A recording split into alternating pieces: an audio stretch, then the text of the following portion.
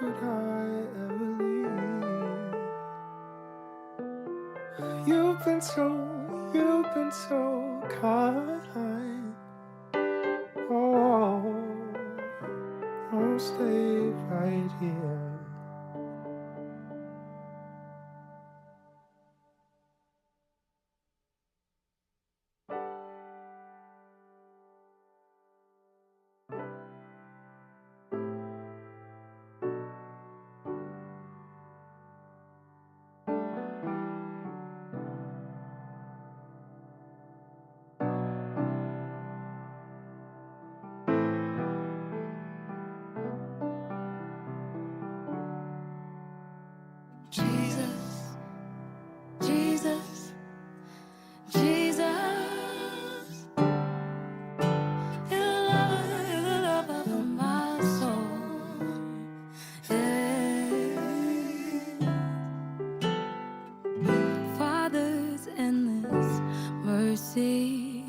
Prepared a table for me.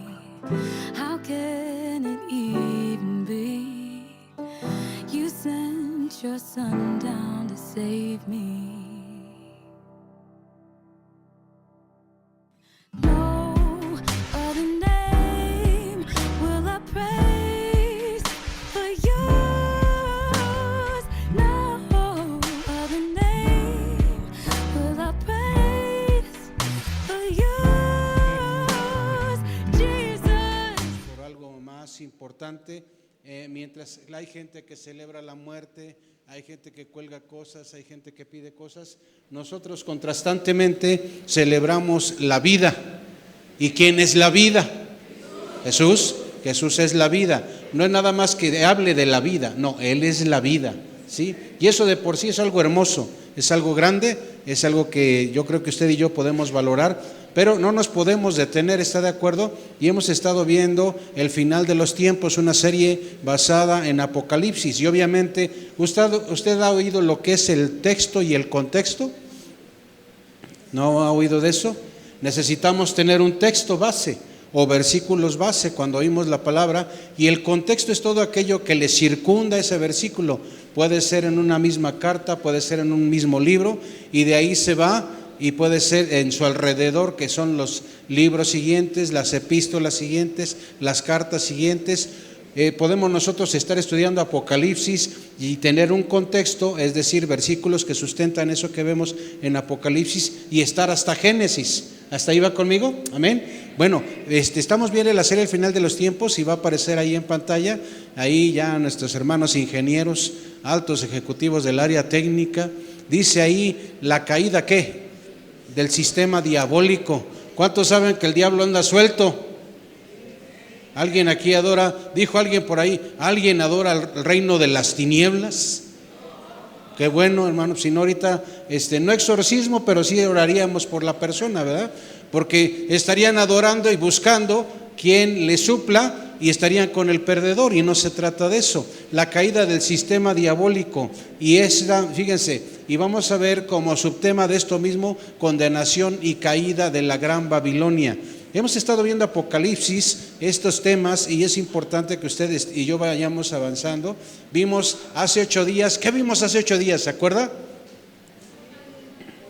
¿A poco hubo predicación, pastor? Se me hace que no viniste. Bueno, vimos las copas de la ira de Dios. Eso es lo que vimos. Gracias mi hermana Betty. Hace 8 días.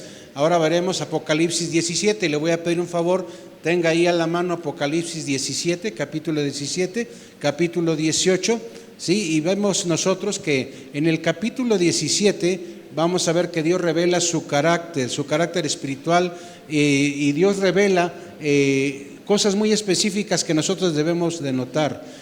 Hay una situación que se presenta en estos tiempos, hermanos, y hay una situación de pecado, una situación de corrupción. Hay todo un sistema. Es un sistema. ¿Qué es un sistema? Es algo que le implica muchas cosas, que en su conjunto hacen algo, ejercen hacia cierta forma. Y entonces en estos tiempos hablamos de un sistema de corrupción en el mundo. Y usted estará de acuerdo conmigo que lo vemos todos los días. Abres ahí en las noticias y lo ves todos los días. Vas en la calle y lo vemos todos los días, ¿sí? Queremos abrir nuestro teléfono y hay corrupción en los medios. Apocalipsis 17 revela el carácter espiritual del reino del anticristo, y cuando nos vamos al capítulo 18, hermano, del mismo Apocalipsis, vamos a ver revelado el carácter material del reino del anticristo. Dicho de otra manera, el 17 nos habla del asunto espiritual del anticristo y el 18 nos va a revelar ahí el asunto material del reino del anticristo. Y cuando usted y yo nos vamos a Apocalipsis y estamos ahí metidos un poquito, nos vamos a encontrar con personajes muy particulares de carácter escatológico, es decir, de eventos futuros que la Biblia menciona y que no les va a ir bien. Uno de ellos se llama Satanás. Hemos oído, hemos leído de Satanás. Otro de ellos se llama el anticristo. ¿Hasta ahí va conmigo? Y el tercero de ellos se llama el falso profeta. ¿Me puede ayudar a repetirlos? Uno es Satanás, el otro es el anticristo y el otro el falso profeta. Hay veces que hay gente que el hablar de estos temas le dan la vuelta, y le voy a decir por qué. Ya sea por miedo, ya sea porque no lo ven necesario, ya sea por lo que sea. Pero usted sabe qué hacían en las guerras. ¿Se acuerda de Adolfo Hitler? ¿Se acuerda de Mussolini? ¿Se acuerda de gente en la historia, Carlomagno? ¿Se acuerda que había gente que estaba en su país, tenía cierto poder militar, mucho poder militar, y tenía el deseo de abarcar y extender sus fronteras? ¿Qué hacía? Conquistaba, ¿sí? Es decir, se metía en otro país que no era el suyo, atacaba al ejército de ese país que no era el suyo, lo vencía. ¿Qué hacía después de eso? Eso le pasó al mismo Israel. Él fue vencido, Israel. No es que tuviera mucho con qué pelear con los romanos, pero el tema es que eran lugares que eran conquistados. Pero para conquistar esos lugares, la estrategia militar, fíjese, hermano, la estrategia militar era saber con qué contaban los enemigos, cuál era el asunto fuerte de sus enemigos, ¿sí? Y eso era importante considerarlo para hacer las estrategias militares propias, atacar y vencer. El cristiano debe de buscar al Señor, debe de saber qué está contenido en la palabra del Señor, pero no está de más el que nosotros sepamos qué va a suceder, qué ha sucedido y qué va a suceder con Satanás, con el anticristo y ¿cuál otro? El falso profeta, ¿sí? Si se me salen los gallos es la pubertad, hermano, entonces no me critiquen. Fíjese, hemos visto hasta el momento en la Biblia, nos hemos encontrado con golpes de juicio en la Biblia que azotan a la tierra. Vemos los juicios en los cuales hay sellos, en los cuales hay trompetas y en los cuales hay copas. Fíjese, en todo esto que dice el Apocalipsis estamos viendo que la ira de Dios se está cumpliendo. Todo aquello contenido, todo aquello que el Señor había guardado, llega el momento que ya lo aplica. Y eso se llama la ira divina de Dios. ¿Hasta ahí va conmigo? ¿Sí? Y vamos a Apocalipsis 17 del 1 al 5, por favor. 17 del 1 al 5. Usted me indica cuando ya lo tenga. ¿Amén? ¿Sí? Bueno, vamos a leerlo. Lo siguiente, es el 1 y el 5, no hasta el 5. Son dos versículos, el 1 y el 5. Dice: vino entonces uno de los 7 ángeles que tenían las 7 copas y habló conmigo diciendo. ¿Con quién habló el ángel? Con Juan, diciéndome: ven acá y te mostraré la sentencia contra la gran ramera, la que está sentada sobre muchas aguas, y en su frente un nombre escrito, un misterio: Babilonia la grande, la madre de las rameras y de las abominaciones de la tierra. Ese ángel está entonces hablando con el apóstol Juan, le dejó claro que hay 2 nombres. Fíjese, hay 2 nombres para una sola entidad. Cuando hablemos y cuando se ve en la Biblia, fíjese, aquí aparece en un cuadrito, cuando se hable de la gran ramera, está hablando de Babilonia la grande. Va de nuevo. Cuando se hable en la Biblia de la gran ramera, se está hablando de Babilonia la grande. Y hay gente que yo veo en medios, hacen videos, hacen películas, hacen cápsulas de carácter informativo, bíblico, tipo predicación, etcétera. Y hay veces que están diciendo cosas que no sé de dónde las sacan, pero que no están en la Biblia. Algunas que quién sabe de qué manga lo sacaron. Pero fíjese, cuando hablamos de la gran ramera, usted sabe que es una ramera, ¿verdad? ¿Sí? No voy a pensar como yo, que a mí nadie me explicó hasta que ya estaba adolescente y estando en la iglesia, les he dicho a varios, y yo pensé que ramera era la que vendía ramas, flores y magueyes y todo lo demás, y no es así. La gran ramera es la gran prostituta, la que se dedica a la prostitución. Entonces aquí dice el símbolo, la gran ramera, y nosotros vemos que esto está en Apocalipsis 17, y es una forma metafórica, es decir, es una forma para que nosotros lo podamos comprender, pero no nos da en explícito, literal lo que es eso, pero con lo que nos comenta nos da a entender de lo que se trata. ¿Y qué representa esa gran ramera? Representa, fíjese, hay que entender esto aparte porque de ahí nos ayuda mucho para entender mucho del tema del mover satánico, espiritual, diabólico que está trabajando en los últimos tiempos previos a la victoria contundente de Cristo. Ya la victoria ya está para nosotros, ¿verdad? Pero hay algunos que todavía hay que aplicarles esa victoria para que sea un hollar. Acuérdese de que Satanás está bajo los pies del Señor, y aquel que está en Cristo es nueva criatura, también está ¿qué? Bajo sus pies. Y dice, ¿qué representa esa gran ramera? Representa, fíjese, todo lo que tenga que ver con infidelidad espiritual, corrupción religiosa, prostitución espiritual y ¿qué más? Idolatría. Y esto que enfatiza el aspecto religioso y moral del sistema mundial. Cuando nos vamos a Babilonia la Grande, y esto todo, sobre todo lo vamos a encontrar en el capítulo 18, usted y yo nos vamos a encontrar, fíjese, ahí vamos a ver ya la diferencia, con orgullo, poder económico, con comercio, con lujo, con idolatría. Si tú lo compactas, si quieres ver qué es esto, habla todo un sistema político y de gobierno a nivel global. Esa es Babilonia la Grande, y eso va a ser entonces lo que está ahí enfatizado, lo político, económico, cultural de un sistema mundial. ¿Hasta ahí va conmigo? ¿Sí? ¿Ahí vamos? Bueno, la gran ramera representa un sistema completo, en resumen, o la gran ramera o Babilonia la Grande representa en su conjunto rebelión contra Dios. ¿Qué pasa con aquel que se rebela contra Dios? Decíamos en las fiestas, le va a ir como en feria. Yo luego no entendí, pues a los que van a la feria les va re bien, salvo que no se caigan los juegos mecánicos, ¿verdad? Pero cuando dice que le va a ir como en feria, estamos queriendo decir que no le va a ir bien, le va a ir mal. Y en este tema, el que se rebela con Dios no le va bien. Fíjese, tenemos aquí el 17:1. Vino entonces uno de los 7 ángeles que tenían las 7 copas, habló conmigo diciéndome, ven acá y te mostraré la sentencia contra la gran ramera. Esta visión, cuando se le dio a Juan, fíjese, esta visión fue parte del juicio de la 7ª copa. Va inmerso en la 7ª copa de la ira de Dios y le está diciendo, ¿sabes qué, Juan? Fíjate, observa, mira, Juan, te mostraré la sentencia contra la gran ramera. Y fíjese, quiero que me ayude con Jeremías 51:13. Este es un contexto, un versículo que sustenta lo que estamos viendo. Jeremías 51:13.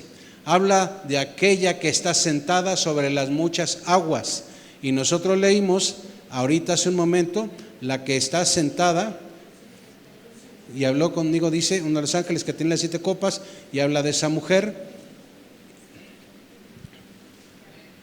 Dice tú, la que moras entre muchas aguas, rica en tesoros, ha venido tu fin, la medida de tu codicia. Y si yo me voy luego a Apocalipsis 17:15, me dijo también, las aguas que has visto donde la ramera se sienta son pueblos, muchedumbres, naciones y dice, y lenguas. Esto me está diciendo que aquella que está sentada sobre las muchas aguas, esas muchas aguas son pueblos, son muchedumbres, en pocas palabras son naciones de la tierra, son naciones, son lenguas. Todos ellos comprenden esto. Y dice aquí, ha venido tu fin, la medida de tu codicia. Hasta ahí vamos. Y luego nos vamos al 17:2. Dice, con la cual han fornicado los reyes de la tierra, y los moradores de la tierra se han embriagado con el vino de su fornicación. Fíjese, el alcance de esa ramera, el alcance de su influencia será tan grande que todos los gobernantes del mundo estarán embelesados, estarán absortos con ella, serán devotos de ello. Y fíjese, todos los gobernantes estarán en esa situación, se van a unir a la ramera de manera económica, social, militar, política, religiosa, van a estar ahí metidos. y todos los moradores de la tierra se le unirán. Cuando dice todos los moradores de la tierra, está hablando obviamente de aquellos que no son cristianos, aquellos que se quedan viendo, porque va a haber aquí temas de milagros, va a haber temas de poder económico, va a haber temas de equilibrio, va a haber temas de paz y seguridad. En estos tiempos, ¿dónde está la paz y la seguridad? Apenas lo que veíamos de esta niña que todavía no aparece, hasta lo que sabemos, de tantas cosas que están sucediendo. Ahorita hay paz y seguridad, en Medio Oriente hay paz y seguridad, no hay nada de eso. Pero va a llegar un momento en que con ciertos personajes aquí se va a hablar de paz y seguridad y se va a ver como si de veras hubiera paz y seguridad, pero entonces vendrá el fin. Y cuando habla, fíjese, cuando dice aquí en la Biblia que están embriagados con el vino de la fornicación, dice aquí los comentaristas van a estar embriagados con una ilícita y falsa religión de carácter mundial, hermanos. ¿Han oído ustedes que ahorita Jerusalén, los judíos están trabajando ya para hacer otro templo? Y mientras tanto, a nivel global, las principales religiones del mundo se están poniendo, le pongo comillas, de acuerdo, para hacer un templo en el que haya área para todos. Y todos bien, ahora sí que nos salimos al terminar nuestra actividad y nos saludamos en el atrio, que suave, ¿verdad? Y no tiene comunión la luz con las tinieblas. Y todo aquel, escúcheme esto, todo aquel que no es Jesucristo, Rey de Reyes, Señor de Señores, que murió en una cruz, que derramó su sangre preciosa en la cruz del Calvario, muerto por nosotros, por nuestros pecados, y resucitó, esa religión no tiene nada que ver con lo que Dios quiere y aprueba. Si usted se va luego conmigo a Apocalipsis 17:3, ahí estamos. ¿Y qué dice ahí? Y me llevó en el espíritu al desierto y vi a una mujer sentada sobre una bestia escarlata, llena de nombres de blasfemia, que tenía ¿qué? 7 cabezas y 10 cuernos. Esa gran ramera es la religión falsa. ¿Hasta ahí va conmigo? Dice, me llevó en el espíritu al desierto y vi a una mujer, y esto es la religión falsa, sentada sobre una bestia escarlata. Fíjese, en cuanto al anticristo, cuando nosotros vemos esto del color escarlata, es un color, cuando tú lo checas en la Biblia, habla de lujuria. Y cuando dice lleno de nombres de blasfemias, y cuando hablamos de blasfemia, nosotros en la Biblia o en el común del entendimiento, blasfemia lo relacionamos con palabrotas, con leperadas, pero las blasfemias, hablando de magnitud, blasfemia es cuando a cualquier persona, cualquier ser se atribuye deidad y no se le atribuye a Dios. Eso es blasfemia. Y eso está tremendo, hermano, porque es con conocimiento de causa el adjudicarse ser Dios. Y esa blasfemia, el anticristo se autodeifica de manera arrogante, se autoproclama a Dios, para que me explique, y tomará para sí los nombres y los títulos que le pertenecen a Dios, y eso es blasfemia. Y no para el asunto ahí, y dice, tenía 7 cabezas y 10 cuernos. Y cuando vemos esa bestia, ese animal ahí con 7, ¿qué dijimos? 7 cabezas y ¿cuántos cuernos? Sí, las 7 cabezas. Cuando estoy ahí checando y cotejando y todo lo demás, veo algo bien curioso. Algunos dicen que esas 7 cabezas, algunos dicen que los 10 cuernos son temas del pasado, otros dicen que es lo que va a suceder y no muy bien se ponen de acuerdo, pero a mí me llama la atención algo en estos temas. Se maneja para algunos que las 7 cabezas son los 7 montes sobre los cuales se sienta la mujer. Entonces se dice son 7 reinos, son 7 reyes. 5 de ellos, dice, han caído, uno de ellos ya no está y el otro es el que, para que sean 7, y el otro falta que venga. Así lo maneja. No ha venido, y cuando venga es necesario que dure breve tiempo. Así lo dice la Biblia. Los 10 cuernos, dicen, representan a 10 reyes también, quienes serán subordinados del anticristo. Todo esto, fíjese, me llama la atención, es una visión dada al apóstol Juan, y obviamente tú ves la visión y no entiendes, pero si usted se fija en la imagen, que es un vago ejemplo de lo que vio Juan, es algo muy contrastante. Es ver una persona que tú la ves a la vista, no es desagradable, adornada, de acuerdo a lo que nos dice la Biblia, y contrastantemente subida en un animal, en una bestia.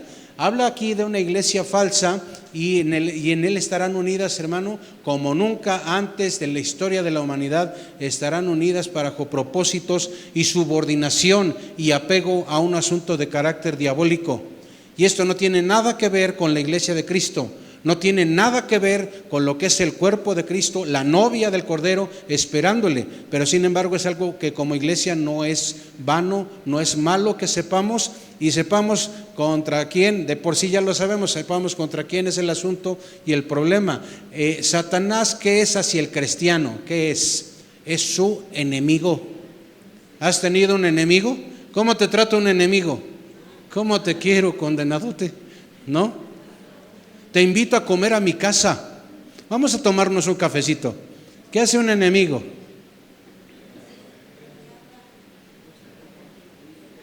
¿Nos ha tocado que nos haya hecho algo un enemigo no agradable? ¿Sí? A mí me ha tocado. Y no fue algo que yo dije, no supe ni por qué era su enemigo. No era mi enemigo, pero de él hacia mí, yo sí era su enemigo. Y el tema es que era un acérrimo resentimiento, odio, rencor, como le quieran llamar, y no sabía yo ni por qué, ¿verdad? Yo intuyo que era por temas de que él sabía que yo era cristiano, pero nunca fue un asunto categóricamente claro del que yo supiera por qué había ese sentimiento hacia mí. Fíjese, hablando de la mujer, hablando de Apocalipsis, tú y yo nos vamos a encontrar en Apocalipsis. Cuando se hable de la mujer en el capítulo 12, nos vamos a encontrar con aquella que representa al pueblo de Israel. Cuando vayamos al capítulo 2:20, nos vamos a encontrar con la que representa el paganismo, que representa a Jezabel. Cuando nos vayamos al capítulo 17, nos vamos a encontrar con la que simboliza a la iglesia apóstata. ¿Qué es una iglesia apóstata? Decía que estaba en la fe, pero no estaba en ella. Y el 19-17 nos va a hablar de la mujer que representa ¿qué? Que nos representa, ¿sí o no? Representa a la esposa del Cordero, la iglesia verdadera. Entonces hay algo importante, hermano. Cuando usted y yo leamos Apocalipsis, si de por sí la Biblia hay que digerirla, ¿en qué vamos ahorita? ¿Qué estamos leyendo como iglesia? Segunda de Tesalonicenses y Isaías. Sabrá Dios, pastor, dónde andaremos, pero en esa lectura estamos. Cuando nosotros leemos la Biblia hay que leerla con detenimiento. A ver, levante la Biblia, digo al revés, levante la mano. ¿Quién no está leyendo la Biblia? ¿Quién no está leyendo la Biblia? Todos le están leyendo. Bendito sea Dios. Nadie está mintiendo, ¿verdad? ¿Cómo me voy a sacar a balcón, pastor? Jamás mente, ¿verdad? No va a pasar eso. Cuando nosotros leemos la Biblia, si hay un libro en la Biblia que tienes que irte despacio, tranquilito, ir checando de lo que se trata, con todo lo tenemos que hacer, pero hay uno en lo particular que tienes que irte todavía más despacito, es Apocalipsis, para no confundirnos, porque a veces nos va a hablar de la mujer y no necesitas saber si se trata de dependiendo de dónde esté ubicado y cuál sea su entorno, su contexto. Si habla de la novia, la esposa del Cordero, ¿sí? Si habla de ese movimiento, se habla de Israel, y nosotros podamos tener bien ubicado esto. Regresamos a Apocalipsis, vamos al 17:4, y fíjese aquí en el 17:4, y la mujer estaba vestida de púrpura y escarlata, y adornada de oro, de piedras preciosas y de perlas, y tenía en la mano un cáliz de oro. Es decir, estaba vestida, decorosamente u opulentamente. ¿Cómo estaba vestida? A la vista se ve que había recurso, pues, ¿sí? Y dice, adornada de oro, de piedras preciosas, de perlas, y tenía en la mano un cáliz. El cáliz es una copa, un cáliz de oro, una copa de oro, llena de abominaciones y de la inmundicia de su fornicación.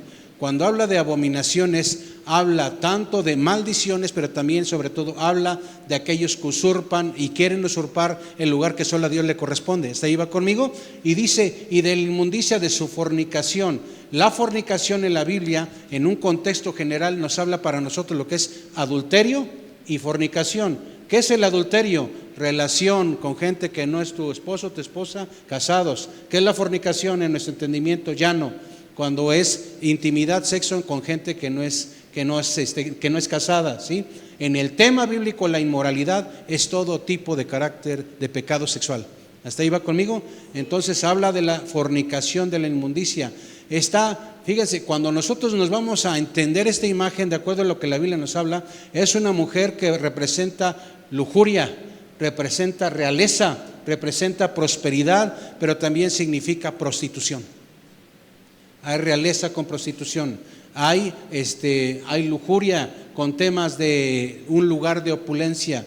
Es un sistema, y cuando lo vemos en las traducciones, es un sistema religioso prostituido. ¿Y qué cree que va a hacer ese sistema religioso prostituido? Va a manipular a las naciones.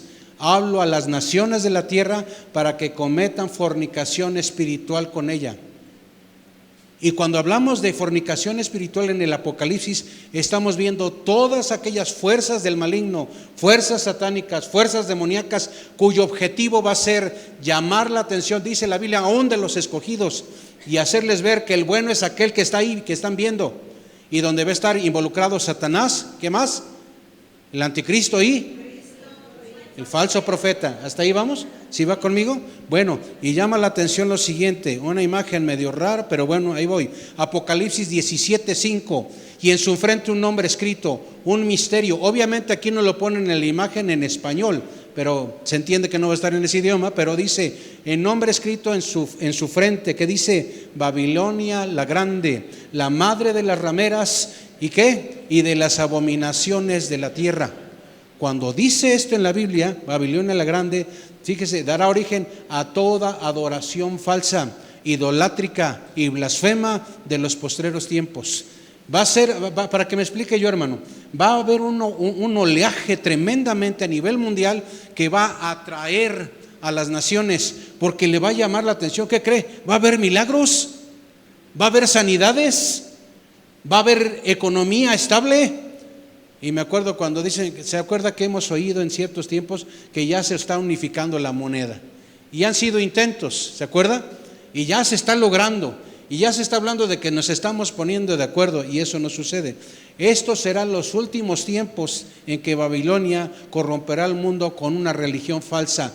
Va a ser lo último, hermanos. Y cuando usted se va conmigo al versículo 6, dice, vi a la mujer, ¿qué dice? Ebria de la sangre de los santos y de la sangre de los mártires de Jesús. Y cuando la vi, ¿qué dice? Quedé asombrado con gran asombro. Aquí se oye muy redundante, ¿verdad? Me acordé ahí de mis hermanos. A ver, Areli, se oye raro, ¿verdad? Asombrado con gran asombro, ¿verdad? Pero bueno, está ahí. Dice, este gran ramero Babilonia ha satisfecho ya su cruento deseo. Porque aquí en estos temas no solo hablamos de religión, no solo hablamos de distracción, no solo hablamos de engaños, hablamos de deseo por violencia, hablamos de la sangre de los santos. Cuando habla de la gran ramera de Babilonia, ha satisfecho su cruento deseo por la violencia, habla de los santos en la Biblia, del Antiguo Testamento y del Nuevo Testamento. Algunos lo manejan en el Nuevo Testamento como los mártires, en el Viejo Testamento como esos santos muertos en alguna situación por el mover satánico. Y esta ramera va a asesinar, ya lo ha hecho, pero en su totalidad en ese tiempo ya habrán sido asesinados millones de creyentes, y esto ha sido ya a través de los siglos, hermanos. Millones de creyentes. ¿Por qué son asesinados? Por eso, por ser creyentes. Y yo dijera, antes del tiempo de Jesús no se les pudo llamar cristianos. Después de morir Jesús en una cruz, después de que aquellos apóstoles siguieron sus pasos, ya se les pudo llamar cristianos. Todos aquellos que creyentes en Dios, muchos de ellos fueron martirizados, asesinados. Pero hay una duda que a mí me asaltó, y esa duda es de acuerdo a lo que dice aquí en lo último. Juan quedó asombrado. Y los comentaristas hasta ahí tampoco se ponen de acuerdo, Alejandro. Unos dicen que quedó asombrado por los contrastes. ¿Qué son contrastes? Lo dije apenas hace 8 días, ¿verdad? ¿Cuándo fue? Con algunos. El contraste es cuando nosotros vimos, hay un ejemplo de unos paraguas. El contraste, uno de ellos dicen que es que vio a una mujer hermosa con una copa con sangre ahí, y en una bestia con una apariencia burda, a veces alguien dijera repugnante, con un significado muy particular en la Biblia, era contrastante. El tema es que él se asombró por esta, se comenta que pudo ser por eso, y que en esa era un asunto contrastante, porque se veía una hermosa mujer y con una letal verdad de muerte sangrienta. Y fue una de las cosas que se comentan que pudo ser, ¿sí? Y si nos vamos usted y yo a los dos versículos que siguen, que son el 7 y el 8, y dice que el ángel me dijo, ¿qué le dijo el ángel? ¿Ya cerró la Biblia? ¿No? Bueno. Y el ángel me dijo, ¿por qué te asombras, Juan? Yo te diré el misterio de la mujer y de la bestia que la trae, la cual tiene las 7 cabezas, ¿qué? Y los 10 cuernos. Y luego dice el 8, la bestia que has visto era y no es, y está para subir del abismo e ir a perdición. Fíjese en esto, dice que la bestia que has visto era y no es. Y luego dice, allá que hay un punto y coma, y dice, y está. ¿Sí? ¿Hasta ahí va conmigo? Para subir del abismo e ir a perdición. Y dice, y los moradores de la tierra, aquellos cuyos nombres no están escritos desde la fundación del mundo en el libro de la vida, ¿qué dice? Se asombrarán viendo la bestia. De nuevo aquí va esto, que era y no es, ¿y qué dice? Y será. Y ya saben, aquellos que estamos aquí, ¿qué significa esto? Pulgas, pastor. No. Cuando lees algo y quieres saber a fondo porque no está del todo claro, empiezas, ¿por dónde le entro? Porque hay mucha información. El que era, que no es, y ahora resulta que ahora es, en resumen, ¿no? Bueno, así estaba yo en cierto detalle de esto. Si la mujer representa, perdón, ¿alguien de casualidad tendrá una Holz que me obsequiara? Si me regalan una, es que ya, como les digo, luego la garganta no ayuda. La mujer representa un falso sistema religioso. Hasta ahí va. Muchas gracias, hermano. Nada más una, porque si no al rato ya pongo una tienda y me regaña la hermana Irma. Sí, muchas gracias. Fíjese, la mujer representa un falso sistema religioso, reina sobre los moradores de la tierra. Hasta ahí va conmigo. La bestia, el anticristo, fíjese, ahí está él también. Están en una relación estrecha. Algunos dicen escatológicamente una relación íntima. Las 7 cabezas de la iglesia representan 7 colinas sobre las que está sentada la mujer. ¿Sabe usted cómo se le conoce a Roma? Se le conoce a Roma como la ciudad de las 7 colinas. Curioso, ¿verdad? La ciudad de las 7 colinas. Otros dicen que se refiere a 7 reinos con sus reyes, y dice, la bestia que has visto era y no es. Hace referencia a una resurrección fingida. Me acordé, ¿ha visto usted por ahí de repente que hay gente que llega al seguro social y en el trayecto a ir al seguro va, camina normal, ¿no? Va tranquilo, va caminando normal, así bien suave, pero ya está por cruzar la puerta para entrar a la clínica? ¿Y qué pasó con ellos? Empieza a renguear, caminar despacio. ¿Se ha visto eso? Eso aquí no pasa, ¿verdad? Ninguno de nosotros hace eso, ¿verdad? Pero todo el camino estaba tranquilo, pero llega ahí donde ya lo van a ver y llega así con todos los males y todos los dolores y despacito entra. ¿Ha visto algo así? ¿Está haciendo qué? Está fingiendo algo que no es cierto. Aquí estamos hablando, hermanos, de un fingir, fíjese, fingir una muerte, una resurrección falsa. Y dice Apocalipsis 13:3, escúchelo o apúntelo. Vi una de sus cabezas como herida de muerte, pero su herida mortal fue sanada, y se maravilló toda la tierra en pos de la bestia. ¿Alguno de nosotros ha visto a alguien resucitar? Y más si es un tema de que murió de algo muy fatídico. Y que le viéramos que en un rato, X tiempo, de repente vas para arriba. ¿Qué pensarías? Dirías, milagro. ¿Qué haríamos? Nos asombraría porque viéramos literalmente lo que le pasó, le justificaba la muerte y va para arriba, ¿sí? Y cuando vemos esto, fíjese, cuando hay algo aquí que llama la atención, dice en el versículo 8, la bestia que has visto era y no es, y está para subir del abismo e ir a perdición. Cuando sube del abismo y dice ir a perdición, el anticristo, se dice en los comentarios, hermanos, que ese anticristo, después de ese tiempo de que va a hacer una resurrección fingida, va a ser poseído por un grande demonio del abismo. Porque la labor que va a hacer ese anticristo, ¿de dónde viene lo de anticristo? ¿Qué quiere decir anticristo?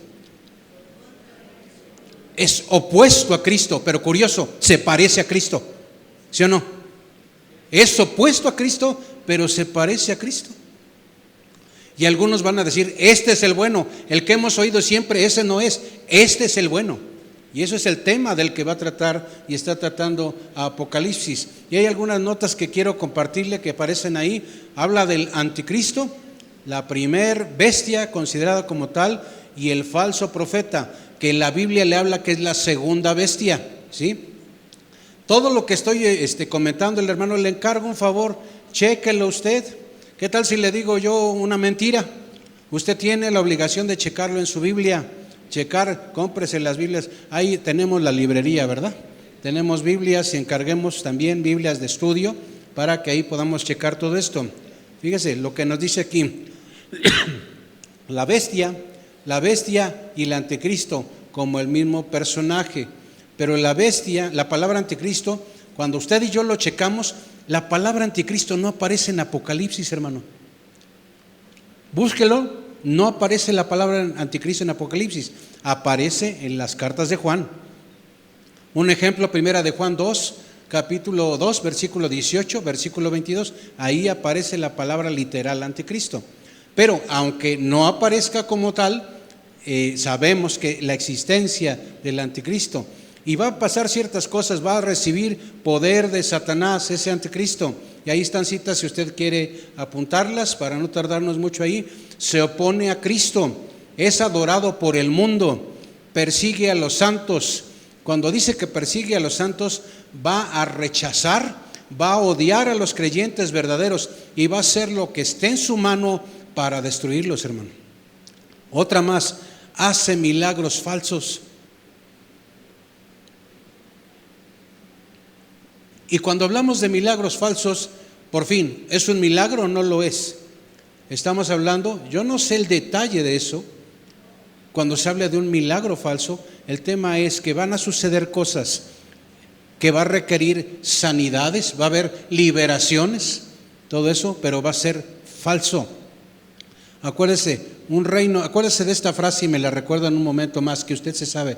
Un reino dividido contra sí mismo. ¿Y esto está dónde? En la Biblia también. ¿Qué dice? No prosperará. ¿Hasta ahí va conmigo? Un reino dividido contra sí mismo no prosperará. Esa primer bestia es el anticristo y nos habla de una segunda bestia, el falso profeta. La segunda bestia trabaja a favor de la primera. El falso profeta va a trabajar a favor del anticristo. ¿Hasta ahí va conmigo? ¿Amén? ¿Sí? La otra representa la religión falsa que apoya al anticristo. Y la otra engaña con señales, con milagros, promoviendo la adoración al anticristo o primera bestia. Recuerde algo, lo que es el anticristo está en el orbe de carácter político, económico, mundial. El falso profeta está en lo que tiene que ver con el tema religioso en el mundo y tienen que ponerse de acuerdo, pero aquí el asunto es que el falso profeta tiene una pugna en el tema religioso, pero está apoyando al anticristo en todo lo que es un mover de carácter diabólico, en el que están inmersos, fíjese hermano, están inmersos tres personajes. Uno de ellos es, ¿qué dijimos? Es una trinidad satánica, sí, están inmersos Satanás, el falso profeta, sí, y el anticristo. La primer bestia, lo que es el anticristo, va a estar en todo lo que es poder económico mundial. En lo que es la segunda bestia, lo que es el falso profeta, va a estar en el tema religioso de carácter engañoso, pero se va a ver, ¿qué cree? Se va a ver legítimo, se va a ver verdadero. Y Satanás conceptuado como algunos y está en algunos comentarios también como dragón, y es la fuente espiritual de ambos, del anticristo y del falso profeta. Y están, hermanos, y este asunto en esos tiempos va a estar a máximo vapor. ¿Por qué? Porque les queda poco tiempo. En el momento que proféticamente, escatológicamente comience la ira de Dios a hacer su aplicación, ellos ya saben que queda menos tiempo y hay que apurarse. Cuando usted y yo vemos los versículos del 1 al 8 de este capítulo, se describe la visión. Cuando usted y yo nos vamos a los versículos 9 al 18 de este mismo capítulo 17, vamos a ver la interpretación. Y obviamente en esa interpretación hay cosas que hay que abundar más. Y ahora vaya conmigo a los versículos 9 y 10 de Apocalipsis 9 y 10. Dice: esto para la mente que tenga sabiduría. Es decir, los hermanos de aposento alto. Pues amén, ¿no? Con la ayuda de Dios, amén. Dice: esto es para la mente que tenga sabiduría. Esto quiere decir para las mentes que son espirituales y que requiere discernimiento, porque no todo es literal. ¿Sí? Cuando yo digo, aquí voy a agarrar esto. Cuando yo digo, me voy a sentar y me siento, y lo agarré de pretexto, la ilustración, ¿verdad? Sí, me voy a sentar, pero cuando yo digo, voy a descansar, ¿qué puede ser? Puede ser esto: me busco un catre, me busco una cama, me busco ir a la playa, ¿sí? Lo literal, me voy a sentar o estoy sentado. Lo no tan literal, voy a descansar. Puedo agarrar varias cosas como ejemplo de el tema bíblico, espiritual, escatológico. No todo es literal, hermanos, y tenemos que abundar para entenderlo, para no dar por hecho así como va y eso se entiende y eso es. Y dice: se requiere discernimiento. Las 7 cabezas son 7 montes. Estas 7 cabezas son imperios humanos que se levantan contra Dios, sobre los cuales se sienta la mujer, y son 7 reyes. Se habla de 7 gobiernos de un sistema mundial. Los que hablan, traductores o intérpretes o exégetas, dicen que se trató de esos gobiernos pasados que se llaman Egipto, Siria, Babilonia, Medo-Persia, Grecia, Roma. ¿Quién está ahorita a nivel global pujante en ese tema? Es Roma. Y luego dicen la 7ª y el anticristo. 5 de ellos se han caído. ¿De quiénes hablamos al inicio? ¿Qué pasó con Siria, con egipcios, con Egipto, con Babilonia, con Medo-Persia, con Grecia? Esos ya no están como el fuerte. ¿Cuál es el que está ahorita? Roma. Es una posible interpretación, no se puede manejar como interpretación absoluta, ¿sí? Y probablemente el gobierno actual de los tiempos de Juan pudiese ser que se aplicase en esos tiempos, y dice: y el otro aún no ha venido. Y ese gobierno del que dice aún no ha venido es el gobierno que tiene que ver con el fin, ¿sí? Y cuando venga es necesario que dure breve tiempo. Fíjese, cuando hablamos de ese breve tiempo, hablamos de 42 meses. ¿Cuántos son 42 meses en años? 3 años y medio. ¿Sí? ¿Está ahí, va conmigo? ¿Cuánto dura la gran tribulación? ¿Se acuerda?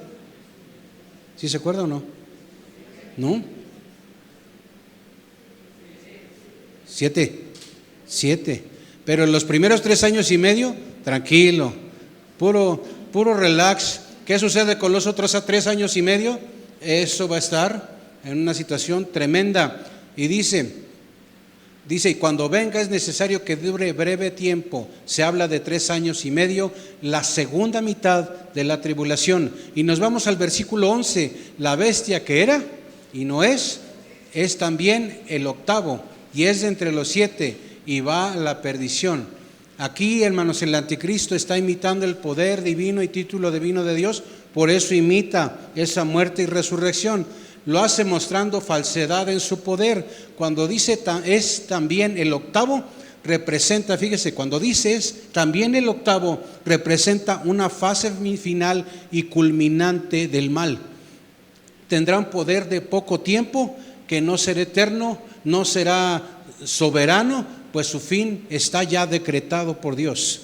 Y aquel que su nombre no está inscrito en el libro de la vida, dice, fue lanzado al lago de fuego. Mi pregunta para usted concreta: Satanás, el anticristo, el falso profeta, ¿tienen la posibilidad de que su nombre esté escrito en el libro de la vida? La respuesta es un no.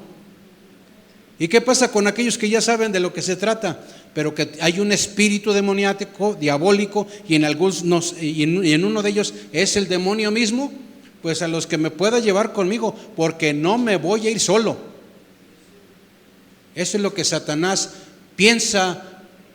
No es nada más arguir, y en dinamismo diabólico todos los días está buscando a quién se lleva. Y si se puede, a uno de los escogidos, aún a los que todavía no son salvos en la sangre del Cordero de Dios. En eso él no para. Satanás no duerme, hermanos, y está haciendo su labor. El 12 al 14 del capítulo 17 dice: y los 10 cuernos que has visto son 10 reyes que aún no han recibido reino, pero por una hora recibirán autoridad como reyes juntamente con la bestia. Estos tienen un mismo propósito y entregarán su poder y su autoridad a la bestia. Dice el 14: pelearán contra el Cordero, y el Cordero, ¿qué dice? Los vencerá, porque Él es Señor Él es el Señor de señores y Rey de reyes, y los que están con Él son llamados, ¿qué? Y elegidos fieles. Esos somos nosotros. Amén. Fíjese, y aquí me llama la atención por aquello de que si en la batalla de Armagedón va a haber cocolazos, si no, aquí están los cocolazos. ¿Sí? Dice, pelearán ¿contra quién? Contra el Cordero.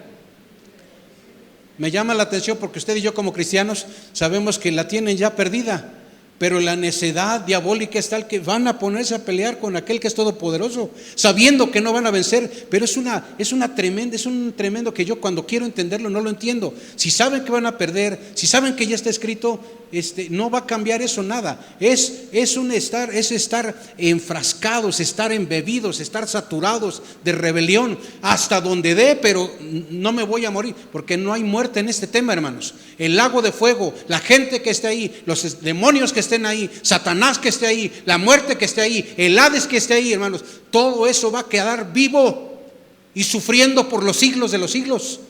No hay exterminio, para que me explique, como dicen los testigos. Y fíjese, son 10 reyes, no han recibido el reino todavía, recibirán autoridad juntamente con la bestia. Y dice, por una hora recibirán autoridad. ¿Será esto significa un reino de corta duración? Sí, pero con una firme convicción de ser apegados al anticristo, entregarán todo su poder y autoridad a él. Y fíjese, estos 10 reyes, hablamos de 3 personajes, Satanás, el anticristo y el falso profeta, sí, van a declarar la guerra al Cordero en la batalla de Armagedón. Sí, serán los agentes para reunir 10 reinos en esa batalla. Y cuando hablamos de 10 reinos, hablando de densidad, hablando de asunto demográfico, hablando de asunto de personas, ¿cuánto podrá juntar 10 reinos de los más grandes, poderosos reinos de ese tiempo? En cuanto a gente, no va a ser esto poco. La Biblia no te dice cuántos, pero dice que van a juntar estos para pelear contra el Cordero. Y dice el versículo 13, 14 y el 16: y vi salir de la boca del dragón. ¿Quién es el dragón? Satanás. Y de la boca de la bestia y de la boca del falso profeta, ¿qué dice? 3 espíritus inmundos a manera de ranas, pues son espíritus de demonios que hacen señales, y van a los reyes de la tierra en todo el mundo para reunirlos a la batalla de aquel gran día del Dios Todopoderoso. Y lo reunió en el lugar que en hebreo se llama, ¿qué? Armagedón. Un cumplimiento de carácter bíblico es que en Armagedón por ahí había un río, ¿sí? Y ese río, ¿qué ha sucedido? ¿Ha oído usted eso? Ese río que antes tenía agua, ¿qué cree? Ya no hay. ¿Ya está listo? ¿Sí? Y el 15 al 17, me dijo también las aguas, es decir, la multitud de los pueblos donde la mujer ejerce su influencia. Las aguas que has visto, donde la ramera se sienta, son pueblos, muchedumbres, naciones y lenguas. Y los 10 cuernos que viste en la bestia, estos aborrecerán a la ramera y la dejarán desolada y desnuda, y devorarán sus carnes y la quemarán con fuego. ¿De quién estamos hablando? En pocas palabras, la bestia se va a comer a la mujer. ¿Se acuerda del tema de que un reino dividido no prosperará? Aquí habla el vivo ejemplo de un reino dividido, que no hay manera de que prospere, porque es anticristo. Está en contra de lo divino, de lo santo, de lo puro, de lo inigualable, de lo todopoderoso que es Dios. Entonces ese reino no hay manera de que prospere. Y uno de sus ejemplos es lo que vemos aquí. Los 10 reyes que gobiernan bajo el anticristo, así como la bestia, aborrecerán a la ramera, y Dios usará a los rebeldes contra los rebeldes, ¿sí? Y el 17, porque Dios ha puesto en sus corazones el ejecutar lo que Él quiso, ponerse de acuerdo y dar su reino a la bestia hasta que se cumplan las palabras de Dios. Aquí hay una palabrita, usted la conoce, codicia. Hubo codicia, los reinos van surgiendo, va habiendo poder, hubo codicia y a su tiempo se destruirán entre ellos. El poder político, en resumen, va a arremeter contra el poder religioso para destruirlo. Lo político va a destruir, va a atacar al poder religioso. Satanás es entonces el instrumento. Aquí es algo curioso, hermanos. ¿Dios es todopoderoso, sí o no? Bueno, si Dios es todopoderoso y el mal está en su ejercicio haciendo lo que ha decidido hacer, Dios puede, como es todopoderoso, puede usar el mal para sus propósitos. Claro, claro. Satanás es entonces, aunque él no lo quiera, Satanás es el instrumento de los propósitos de Dios. Y se cuadra porque se cuadra, ¿sí? Es cuando mi esposa me dice, vente a comer, ¿qué hacemos? Nos cuadramos, varones, porque nos cuadramos, ¿verdad? Bueno, Dios usa el mal, fíjese, Dios usa el mal, permite las cosas, las mueve de tal manera para destruir al mal. Eso es lo que vemos aquí ahorita. Y si usted se va conmigo al versículo 18, dice, y la mujer que has visto es la gran ciudad que reina sobre los reyes de la tierra. Esa mujer representa el sistema verdadero y real del mal satánico, trasciende la historia y ejerce su influencia sobre las naciones. Hay mucho que ver ahí, hermanos, pero ya no quise irme mucho porque como que me empachó el chanclas, ya me cayó gordo para que me explique, ¿verdad? Pero hay algo que usted y yo aprendemos y que nos enseña esto. Una mujer adornada espléndidamente, oro, piedras, todo esto, con una apariencia de poder, con belleza, majestuosidad, y contrastantemente nosotros vemos que esa atracción, ese poder, esa seducción se encuentran espiritualmente vacíos, hermano. Eso está vacío. Y a mí me dejan lecciones. Una de ellas es que no todo lo que brilla es Dios, hermano. Así, no todo lo que brilla es Dios. No, nunca yo debo de admirar lo que Dios condena. Cuando voy conociendo a mi Señor, por eso leo la Biblia todos los días, ¿verdad? Si yo sé que mi Señor condena algo, mi peor equivocación es que yo vuelque mi admiración a ese algo que Dios condena. Es una aberrante equivocación y debo de entenderlo. Y para eso el cristiano debe de tener algo que se llama discernimiento espiritual. El discernimiento espiritual debo de tener entendimiento para muchas cosas, pero debe de tener discernimiento espiritual contra el poder del maligno. Es decir, debo de ubicar cuando me está queriendo atacar o cuando lo está haciendo o cuando está usando. ¿Saben qué usa el maligno para atacarme? A veces usa a mi familia, usa a mis vecinos, usa al patrón, usará a la esposa o al esposo. Si no está en Cristo, sí. O a veces dice el dicho por ahí, nos bajamos de repente de la cruz y el chanclas está ahí aprovechando el asunto, ¿no? El discernimiento no es un tema de intuición, hermano. Fíjese, el discernimiento no es un tema de intuición, no son pensamientos místicos, no son corazonadas. El discernimiento es la capacidad dada por Dios para reconocer su verdad. ¿Y qué dice? Y distinguirla del error. A mí me encantó un comentarista que dice: el discernimiento es el agente del Espíritu Santo que Dios pone aquí en mi vida para que entienda cuando estoy en peligro. Y que dice: si es tentación, ¿qué hay que hacer? Vámonos. No saco la espada. Sí, la conozco, pero cuando hay tentación, me dice la Biblia, hay que huir. Cuando el diablo se está poniendo así bravo, entonces sí, le resisto. Efesios 6, ¿está ahí, va conmigo? Sí. Y cuando tengo discernimiento, puedo entender lo que dice primera de Juan 4:1. Amados, no creáis a todo espíritu, sino probad los espíritus si son de Dios, porque muchos falsos profetas han salido por el mundo. Y de esos hay muchos, hermano, muchos. Fíjese, pasamos me ayudan con la siguiente diapositiva, que dice ahí: discernimiento espiritual contra el poder del maligno. Cuando nosotros tenemos discernimiento espiritual, podemos usar esto, hermanos. No va a faltar el día que alguien te hable para orar por alguien que se ve raro, parece que está endemoniado, y el pastor está de vacaciones en Xcaret. Bueno, no creo, ¿verdad? Eso está muy caro. Pero no va a haber quién, y solamente estás tú. ¿Qué vas a hacer? No, pues como no estaba ni el pastor ni el diácono, entonces no voy. No, el Señor te está poniendo a hacerlo, y tú tienes autoridad en el nombre de Jesús. Entonces, si tienes el discernimiento del Señor, tienes su presencia en tu vida, ¿qué? Tú vas a preguntarle a aquello que está ahí: ¿tú confiesas que Jesucristo ha venido en carne? Un demonio no puede hacer eso. ¿Por qué? Porque ¿quién es Jesucristo? Es Dios, es Señor, es Salvador. Es como decir, Él ha venido, Él es el bueno, y un demonio no va a hacer eso.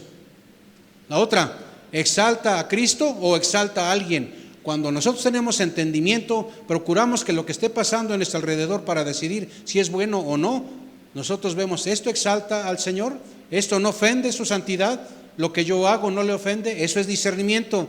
Promueve la santidad, la humildad, el amor práctico, cubren sus frutos una buena ética. Lo que está pasando aquí tiene que ver con cosas morales, cosas espirituales buenas. Esto que está pasando aquí es una euforia emocional momentánea, o es algo bueno. ¿Acepta rendición de cuentas a un liderazgo de iglesia o tiene problema? ¿Hay rendición a lo escrito en la Biblia o no lo tiene? Fíjese, ¿qué dice ahí en lo azul? ¿Lo lee conmigo? ¿Sí se alcanza a leer hasta allá, Miguelito, o no? Bueno, para otras se vienen para acá todos, ¿verdad? Dice: las revelaciones privadas. Fíjese, las revelaciones privadas que se mueven fuera del pueblo de Dios y fuera de la Biblia, ¿qué dice? Comúnmente son peligrosas.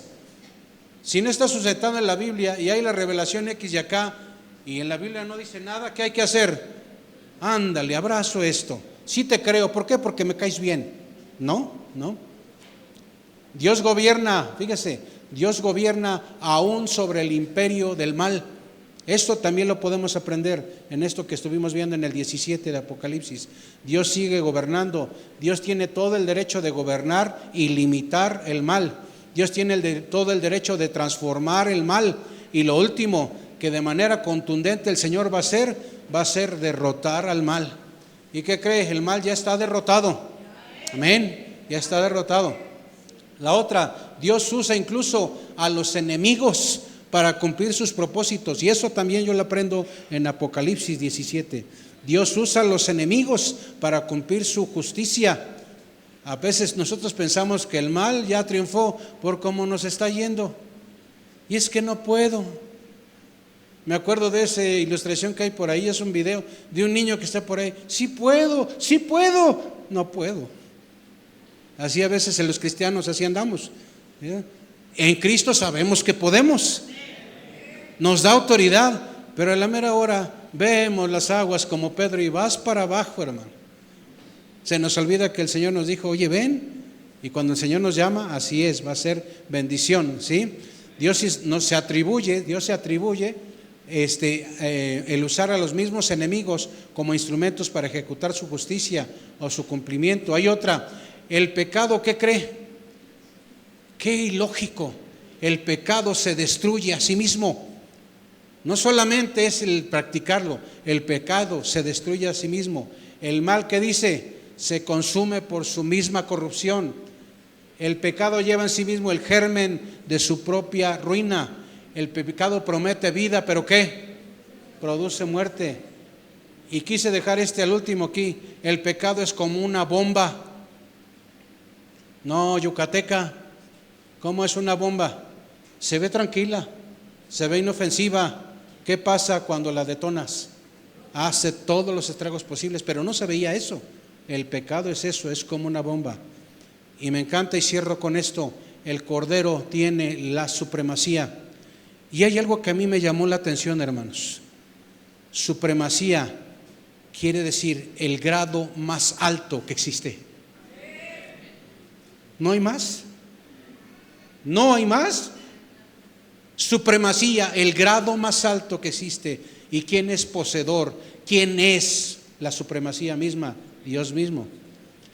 Eso usted y yo no lo entendemos. Y las fuerzas diabólicas menos lo entienden. Pero la manera de hacer supremacía de Dios ejerce su poder no por la fuerza, sino por el sacrificio, hermano. Y la otra, Dios aplicó su amor, su justicia y su autoridad no con la espada, sino con la cruz. Y eso es ilógico, hermano. La supremacía es en la cruz, es en el sacrificio. Y a mí me lo encierra en lo siguiente: la fuerza está en la entrega, hermanos, no en la dominación. ¿Cómo dije? La fuerza está en la entrega, no en la dominación. Si gusta ponerse de pie, por favor.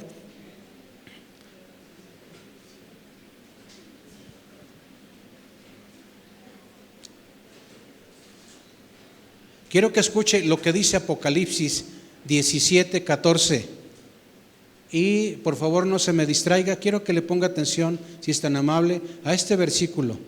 17:14 de Apocalipsis dice: pelearán contra el Cordero y el Cordero los vencerá, porque Él es Señor de señores y Rey de reyes, y los que están con Él, es decir, que tú y yo somos llamados y elegidos y fieles. Eso me encanta, hermanos. Me encanta porque estamos hablando, somos llamados, somos elegidos, somos fieles. Y todo aquel que pelee contra el Cordero, pobres de ellos. Por eso urge hablarle a la gente, hermanos. Por eso urge hacerlo. Porque es importante que la gente conozca la palabra y conozca que no es poder, no es fuerza.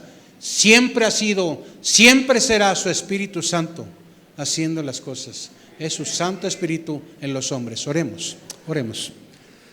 Amantísimo Señor, te damos gracias con todo nuestro corazón. Gracias por tu palabra, que es buena, Señor, que es tu voz hacia los hombres, que es tu voluntad hacia cada uno de nosotros. Reconocemos que somos faltos, pero también entendemos que te necesitamos, y hoy es un día más que te necesitamos. Señor, permite que tú estés en el trono del corazón de todos los que estamos aquí, y que podamos, Señor, si bien es cierto, escuchamos lo que el enemigo va a hacer y ha estado haciendo, pero sabemos, mi Dios, que tú estás con nosotros.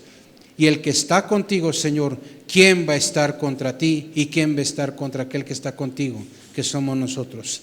Te damos adoración, Señor, porque sabemos que aun y cuando vengan esos tiempos difíciles, si nos tocase estar, salimos avante contigo, salimos bien contigo. Si no nos toca y nos vamos antes, te vamos a ver y sabemos que lo que está en tu palabra y está escrito tendrá fiel cumplimiento, porque es tu palabra, porque tú eres verdad, Señor, camino, la verdad y la vida.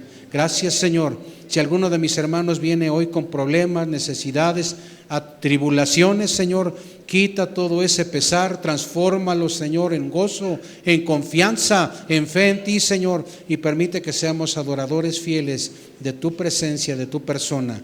Gracias, Señor, por todas las cosas, y te adoramos en el nombre de Jesús, nuestro Señor y nuestro Salvador. Amén.